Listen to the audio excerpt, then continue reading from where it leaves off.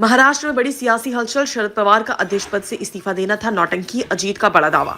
महाराष्ट्र के उप मुख्यमंत्री अजीत पवार ने राष्ट्रवादी कांग्रेस पार्टी के अध्यक्ष और अपने चाचा शरद पवार को लेकर शुक्रवार को बड़ा बयान दिया है। उन्होंने कहा कि शरद पवार का एनसीपी के अध्यक्ष पद से इस्तीफा देना नौटंकी था। उन्होंने यहां आयोजित संवाददाता सम्मेलन में कहा कि वे लगातार शरद पवार को ये कह रहे थे कि उन लोगों को काम के लिए सरकार में शामिल होना चाहिए। वे लोग शरद पवार से जाकर मुलाकात की और बात बताई। उन्होंने कहा कि इसके बाद वे इस्तीफा देंगे। उनके इस्तीफे को लेकर सभी 4 लोगों को जानकारी थी।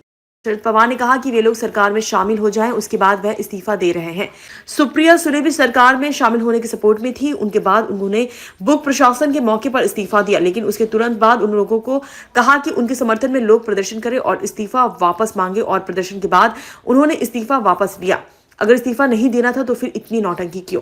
अजीत पवार ने कहा कि सरकार में शामिल होने के बाद शरद पवार ने सभी मंत्रियों को मिलने के लिए बुलाया और फिर उसके बाद दूसरे दिन विधायकों को भी मिलने के लिए बुलाया। बैठक में उन्होंने सारी बात सुनी और कहा कि ठीक है, हम बताते हैं कि फिर बयान आने शुरू हो गए। फिर 12 अगस्त को एक बिजनेसमैन के घर पर पुणे बुलाया गया, जहां शरद पवार, अजीत पवार, जयंत पाटिल और बिजनेसमैन थे। वहां पर भी बोला गया कि सब कुछ ठीक होगा। बीजेपी में शामिल होने पर खोला राज। बीजेपी में शामिल होने पर अजित पवार ने कहा कि कुछ लोग कहते हैं कि उनके ऊपर केस थे इसलिए वहां गए। कई आरोप लगाए गए। वह 32 साल से काम कर रहे हैं और जैसा बोलते हैं वैसा करते हैं। आज उनके पास वित्त विभाग है, डीपीडीसी में कोई भी उनके ऊपर आरोप नहीं कर सकता है। उन्होंने कहा कि भले ही संगठन के प्रदेश अध्यक्ष नहीं बने, लेकिन सभी को पता है कि संगठन का काम कौन करता है और किसने किया है। वह जो बोल रहे हैं वो झूठ नहीं बोल रहे हैं। समान नागरिक संहिता लागू हो। अजित पवार ने कहा कि देश में समान नागरिक संहिता लागू होना चाहिए, उसको लेकर भ्रम नहीं पैदा होना चाहिए। उससे आरक्षण को लेकर कोई दिक्कत नहीं होगी। जो आरक्षण दिया है उसमें कोई दिक्कत नहीं होगी, लेकिन समाज नागरिक कानून को लेकर चर्चा होनी चाहिए और उससे मार्ग निकालना चाहिए। अजित पवार ने कहा कि जो महाराष्ट्र की संस्कृति नहीं है, वैसे शब्द इस्तेमाल किए जा रहे हैं, वो कोई भी नहीं करे।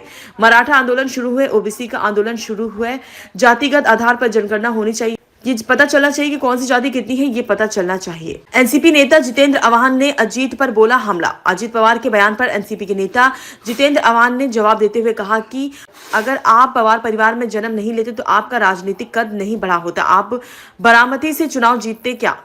आप पवार परिवार में जन्मे, यही आपकी पूंजी है।